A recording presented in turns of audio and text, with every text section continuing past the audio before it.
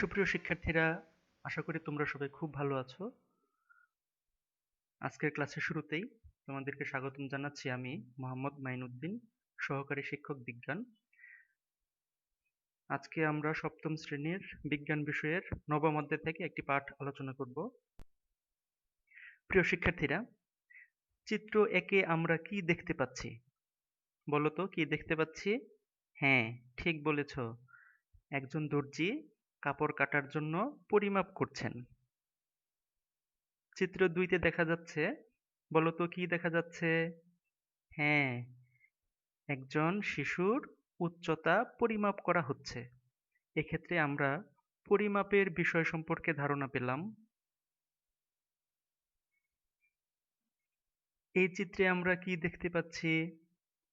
মনে হচ্ছে একজন অসুস্থ ব্যক্তি, মনে হয় জ্বর এসেছে, তাই তার শরীরের তাপমাত্রা পরিমাপ করার চেষ্টা করা হচ্ছে, তাই না? কি যেন একটা যন্ত্র দেখা যাচ্ছে, তার মুখের উপরে আছে। ঠিক ধরেছ। এই চিত্রে আমরা কি দেখতে পাচ্ছি? ওই ব্যক্তির শরীরের তাপমাত্রা কত তা নির্ণয় করা হচ্ছে। নির্ণয় করে দেখা হচ্ছে যে কি চিকিৎসা দেয়া হবে, তাই নয় কি? সুতরাং আজকের আমাদের পাঠের আলোচ্য বিষয় হলো তাপমাত্রার পরিমাপ। এই পাঠ শেষে আমরা তাপমাত্রা পরিমাপক স্কেলগুলোর নাম বলতে পারবো, তাপমাপক স্কেলগুলোর মধ্যে সম্পর্ক স্থাপন করতে পারবো, তাপমাপক স্কেল সম্পর্কিত গাণিতিক সমস্যার সমাধান করতে পারবো বলে আশা করি। তাপমাপক স্কেলগুলোর তুলনা করতে পারবো। প্রিয় শিক্ষার্থীরা, আমরা চিত্রে দেখতে পাচ্ছি একটি তাপ পরিমাপক স্কেল দেখানো হচ্ছে। এটি সেলসিয়াস থার্মোমিটার। সুতরাং বোঝা গেল যে তাপমাত্রা পরিমাপ করার জন্য ব্যবহার করা হয় থার্মোমিটার। এখানে ১০০ degree Celsius water will boil, অর্থাৎ পানির স্ফুটনাঙ্ক ১০০ ডিগ্রি সেলসিয়াস। এই তাপমাত্রাতে পানি, অর্থাৎ তরল পানি ফুটে বাষ্পে পরিণত হওয়া শুরু করবে। Water will fridge ০ degree Celsius, অর্থাৎ ০ ডিগ্রি বা ০ ডিগ্রি সেলসিয়াস তাপমাত্রায় পানি, অর্থাৎ তরল পানি জমে কঠিন বরফে পরিণত হতে থাকবে। প্রিয় শিক্ষার্থীরা, একটি কাঁচনল, এই কাঁচনলের ভিতরে পারদ পূর্ণ করে আরেকটি বড় পাত্র, যার মধ্যে পারদ পূর্ণ করে উপর করে যদি আমরা চিত্রের মতো রাখি, তাহলে স্বাভাবিকভাবে কি মনে হয় বলতো? হ্যাঁ, স্বাভাবিকভাবে মনে হয় যেন এই কাঁচনলের ভিতরের যে পারদ আছে, এই পারদ বাইরে বেরিয়ে এর সমান উচ্চতায় আসবে।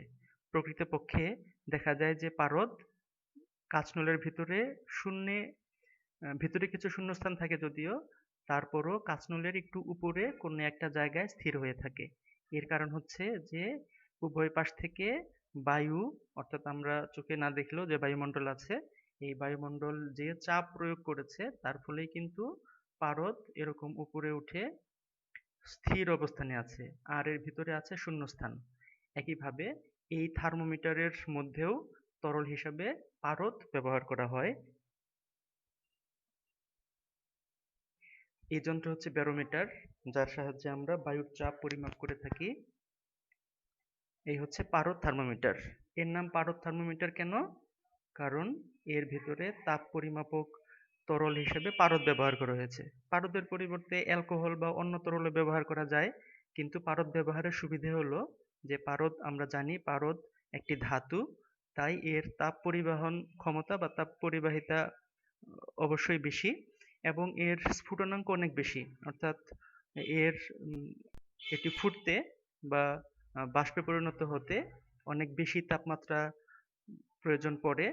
তাই আমরা অনেক বেশি তাপমাত্রার সীমা বা পরিসর পর্যন্ত এই পারদ ব্যবহার করে তাপমাত্রা পরিমাপ করতে পারি। প্রিয় শিক্ষার্থীরা, এবার আমরা একটি পারদ থার্মোমিটারের গঠন দেখব। এখানে একটি পারদ থার্মোমিটারের গঠন দেখানো হয়েছে। আমরা দেখতে পাচ্ছি যে এই পারদ থার্মোমিটার আসলে একটি কাঁচনল। জ্বর মাপার জন্য এই থার্মোমিটার ব্যবহার করা হয়। এটি একটি পারদ থার্মোমিটার। থার্মোমিটারে সরু এবং সুষম ছিদ্রযুক্ত একটি কাঁচ নল থাকে। আমরা দেখতে পাচ্ছি এটি একটি কাঁচ নল।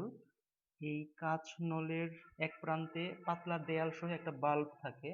এখানে নিচে আমরা দেখতে পাচ্ছি পাতলা দেয়াল সহ একটা বাল্ব। বাল্বটি পূর্ণ করে ফাঁপা নলটির কিছু অংশে পারদ ভরা হয়। পারদ ভরার জন্য একে বরফে নিমজ্জিত করে তাপমাত্রা কমিয়ে তারপর পারদ ভরতে হবে। তা না হলে ভিতরে পারদ বাষ্প থাকার কারণে সহজে ভরা যাবে না। আর নলের বাকি অংশে শুধু সামান্য পরিমাণে পারদ বাষ্প থাকে। নলের গায়ে তাপমাত্রা পরিমাপে নির্দিষ্ট স্কেল অনুযায়ী দাগ কাটা হয়। থার্মোমিটারের নলে ছিদ্রটা খুবই সরু, তাই বাল্বের তাপমাত্রা একটু বাড়লেই সরু ছিদ্রপথে পারদ অনেকখানি উপরে উঠে যায় এবং এই পারদ কোন দাগ পর্যন্ত উঠেছে তা দেখে তাপমাত্রা কত বৃদ্ধি পেয়েছে বা তাপমাত্রার পাঠ নিয়ে আমরা এই তাপমাত্রা সম্পর্কে সঠিক ধারণা পাই। এখানে আছে পারদ বাষ্প। প্রিয় শিক্ষার্থীরা, আমরা জানি যে যে বস্তুর তাপমাত্রা নির্ণয় করতে চাই এই বাল্ব তার সংস্পর্শে এনে তাপীয় সংস্পর্শে এনে রাখলেই এটি উত্তপ্ত হবে এবং ভিতরে পারদ উপরের দিকে উঠে যাবে।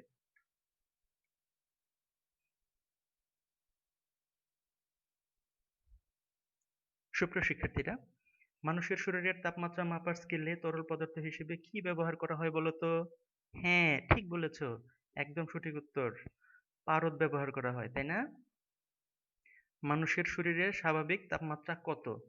মানুষের শরীরের স্বাভাবিক তাপমাত্রা আমরা জানি যে মানবদেহের তাপমাত্রা পরিমাপের জন্য সেলসিয়াস স্কেল এবং ফারেনহাইট স্কেল উভয় ব্যবহার করা হলেও ডাক্তারি স্কেল হিসেবে কিন্তু ফারেনহাইট স্কেল ব্যবহার করা হয়। আর মানুষের শরীরের স্বাভাবিক তাপমাত্রা ফারেনহাইট স্কেলে হয় 98.4 ডিগ্রি ফারেনহাইট। তো চলো এবার আমরা তাপমাত্রা পরিমাপের স্কেল সম্পর্কে ধারণা নেওয়ার চেষ্টা করি। তাপমাত্রা পরিমাপের কয়েকটি স্কেল আছে, তবে আজকে আমরা সেলসিয়াস স্কেল এবং ফারেনহাইট স্কেল এর তুলনা সম্পর্কে জানব। সেলসিয়াস স্কেলের নিম্ন স্থিরাঙ্ক সংজ্ঞাটা আমরা এখনই জেনে নিচ্ছি।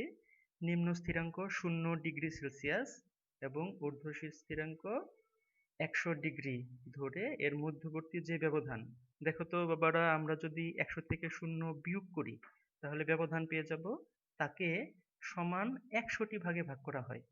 তাই এই স্কেলের আরেক নাম সেন্টিগ্রেড স্কেল। কারণ সেন্টি মানে কি, আমরা জানি যে 100 সেন্টিমিটার 1 মিটার, অর্থাৎ 1 মিটারের 100 ভাগের 1 ভাগ হচ্ছে 1 সেন্টিমিটার। একইভাবে সেন্টি মানে 100 ভাগ, সেন্টিগ্রেড, গ্রেড অর্থ ভাগ, ইংরেজি শব্দ। সুতরাং সেলসিয়াস স্কেলের আরেক নাম সেন্টিগ্রেড স্কেল। আবার ফারেনহাইট স্কেলের নিম্ন স্থিরাঙ্ককে ধরা হয়েছে 32 ডিগ্রি ফারেনহাইট, ঊর্ধ্ব স্থিরাঙ্ককে ধরা হয়েছে 212 ডিগ্রি ফারেনহাইট। এই মধ্যবর্তী যে ব্যবধান একে বলা হয় মৌলিক ব্যবধান, অর্থাৎ 212 থেকে যদি আমরা 32 বিয়োগ করি তাহলে পাবো 180। এই ব্যবধানকে সমান 180 ভাগে ভাগ করা হলে প্রত্যেক ভাগে 1 ডিগ্রি করে পড়বে। আমরা এবার ঊর্ধ্ব স্থিরাঙ্ক এবং নিম্ন স্থিরাঙ্কের সংজ্ঞা জেনে নিচ্ছি। সুপ্রিয় শিক্ষার্থীরা, সেলসিয়াস স্কেলের ঊর্ধ্ব স্থিরাঙ্ক 100, অর্থাৎ 100 ডিগ্রি সেলসিয়াস। আমরা জানি যে পানির স্ফুটনাঙ্ক 100 ডিগ্রি সেলসিয়াস, আবার পানির হিমাঙ্ক অর্থাৎ বরফের গলনাঙ্কও কত 0 ডিগ্রি সেলসিয়াস, এটি নিম্ন স্থিরাঙ্ক। এবার আমরা দেখব ঊর্ধ্ব স্থিরাঙ্ক কাকে বলে। স্বাভাবিক চাপে যে তাপমাত্রায় বিশুদ্ধ পানি ফুটে বাষ্পে পরিণত হয় সেই তাপমাত্রাকে ধরা হয় বা বলা হয় ঊর্ধ্ব স্থিরাঙ্ক। সুপ্রিয় শিক্ষার্থীরা, মনে হয় এতক্ষণে তোমরা নিম্ন স্থিরাঙ্কের সংজ্ঞাও পেয়ে গেছো। স্বাভাবিক চাপে যে তাপমাত্রায় বিশুদ্ধ বরফ গলে পানিতে পরিণত হয় তাই কি নিম্ন স্থিরাঙ্ক।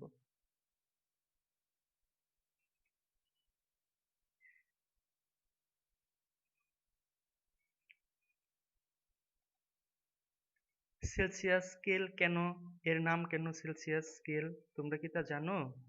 হ্যাঁ, ঠিক বলেছ। বিজ্ঞানী সেলসিয়াস এই স্কেল আবিষ্কার করেছেন, তাই তার নাম অনুসারে তার সম্মানার্থে এই স্কেলের নাম হয়েছে সেলসিয়াস স্কেল। এই স্কেলে নিম্ন স্থিরাঙ্ক কত? 0°C। আর ঊর্ধ্ব স্থিরাঙ্ক, হ্যাঁ, 100°C। ফারেনহাইট স্কেল, বিজ্ঞানী ফারেনহাইট এই স্কেল আবিষ্কার করেছেন, তাই তার সম্মানার্থে তার নামে এই স্কেলের নামকরণ করা হয়েছে ফারেনহাইট স্কেল, যাতে নিম্ন স্থিরাঙ্ক ধরা হয়েছে 32° এবং ঊর্ধ্ব স্থিরাঙ্ক হলো 212°। যদি আমরা সেলসিয়াস স্কেলে তাপমাত্রা জানি, তবে ওই তাপমাত্রার পাঠ ফারেনহাইট স্কেলে কত হবে তাও গাণিতিক সমস্যা সমাধানের মাধ্যমে বের করা যাবে। আবার আমরা যদি ফারেনহাইট স্কেলে কোনো বস্তুর তাপমাত্রা পাই বা জানা থাকে, তাহলে সেলসিয়াস স্কেলে তার পাঠ কত হবে তাও জানা যাবে। এর জন্য আমাদেরকে যেই সমীকরণটি মনে রাখতে হবে তা হচ্ছে সেলসিয়াস স্কেলের পাঠ তাকে 5 দিয়ে ভাগ করলে ফারেনহাইট স্কেলের পাঠ থেকে 32 বিয়োগ করলে যে বিয়োগফল পাওয়া যাবে তাকে 9 দিয়ে ভাগ করলে ভাগফল সমান হবে। অর্থাৎ এখানে সি হলো সেলসিয়াস স্কেলের তাপমাত্রা বা পাঠ এবং এফ হলো ফারেনহাইট স্কেলের তাপমাত্রা বা পাঠ। প্রিয় শিক্ষার্থীরা, এবার আমাদের কাজ করতে হবে, একটি গাণিতিক সমস্যার সমাধান করে দেখাতে হবে। সেন্টিগ্রেড স্কেলে সর্বোচ্চ তাপমাত্রার বরফের ক্ষেত্রে ফারেনহাইট স্কেলের এর মান কত হবে। এখানে আমি একটু সহযোগিতা করছি, দেখো সেলসিয়াস স্কেলে বরফের সর্বোচ্চ তাপমাত্রা কত? বরফের সর্বোচ্চ তাপমাত্রা 0°C, কারণ যখন 0°C বেশি তাপমাত্রা হয়ে যাবে তখন বরফ কি আর বরফ থাকবে না, বরফ গলে তরল পানিতে পরিণত হতে থাকবে। তাই বরফের সর্বোচ্চ তাপমাত্রা 0°C। এখন আমাদের জানা আছে যে C/5 is equal to F minus 32/9। উভয় পক্ষ এবার আমরা মান বসাবো। সেলসিয়াস স্কেলের তাপমাত্রার পাঠ 0 দেওয়া আছে, এই সি এর পরিবর্তে এই 0 বসাবো, আর আড়াআড়ি গুণ করি, তাহলে 0 এবং 9 গুণ করে গুণফল হয় 0। এই পাশে 5 দিয়ে f মাইনাস 32 উভয়কে গুণ। এখন উভয় পক্ষকে 5 দিয়ে ভাগ করি, একে 5 দিয়ে ভাগ করে পাই f মাইনাস 32, আর এই পাশে 0কে 5 দিয়ে ভাগ করে পাই 0। এখন আমরা f রেখে উভয় পক্ষকে যদি 32 যোগ করি তাহলে পাই f সমান 32। খুব সোজা, তাই না? প্রিয় শিক্ষার্থীরা, দেখো সেলসিয়াস স্কেলের যেই পাঠ 0°C, ফারেনহাইট স্কেলে তার মান 32। তোমাদের জন্য কিছু প্রশ্ন রয়েছে, চলো আমরা প্রশ্নগুলোর উত্তর দেওয়ার চেষ্টা করি। আমার বিশ্বাস তোমরা পারবে। প্রথম প্রশ্ন হচ্ছে, সেন্টিগ্রেড অর্থ কি? হ্যাঁ, আমরা আজকে জেনেছি যে সেন্টি মানে 100 ভাগ এর 1 ভাগ, তাহলে সেন্টি আর গ্রেড মানে ভাগ, সেন্টিগ্রেড মানে কি 100 ভাগের 1 ভাগ। সেলসিয়াস স্কেলের অপর নাম সেন্টিগ্রেড স্কেল। ফারেনহাইট স্কেলের ঊর্ধ্ব স্থিরাঙ্ক কত? জানা আছে যে ফারেনহাইট স্কেলের নিম্ন স্থিরাঙ্ক 32 আর ঊর্ধ্ব স্থিরাঙ্ক 212, ব্যবধান 180। নিম্ন স্থিরাঙ্ক কি?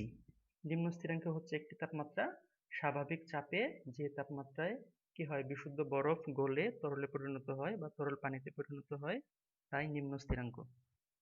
সেলসিয়াস এবং ফারেনহাইট স্কেল সম্পর্কিত সমীকরণটি কি? অর্থাৎ সেলসিয়াস স্কেলের পাঠ জানা থাকলে যে সমীকরণের সাহায্যে আমরা ফারেনহাইট স্কেলে পাঠ নির্ণয় করতে পারি তা হলো C/5 সমান F মাইনাস 32/9। এখানে আমরা একটি চিত্র দেখতে পাচ্ছি যাতে সেলসিয়াস স্কেলের পাঠ এবং ফারেনহাইট স্কেলের পাঠ পাশাপাশি দেয়া আছে। প্রিয় শিক্ষার্থীরা, আজকের ক্লাস শেষে তোমাদের বাড়ির কাজ থাকবে তাপমাত্রার এই দুটি স্কেলের মধ্যে তুলনা করে খাতায় লিখে জমা দিতে হবে।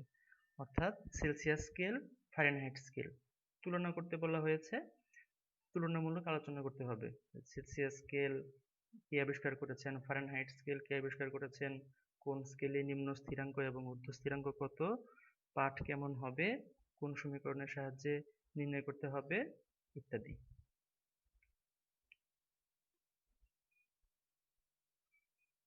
তো সুপ্রিয় শিক্ষার্থীরা, আজকের মতো পাঠ এ পর্যন্তই। আবার দেখা হবে আগামী ক্লাসে। ততক্ষণ পর্যন্ত সবাই ভালো থেকো, সুস্থ থেকো। ধন্যবাদ সবাইকে।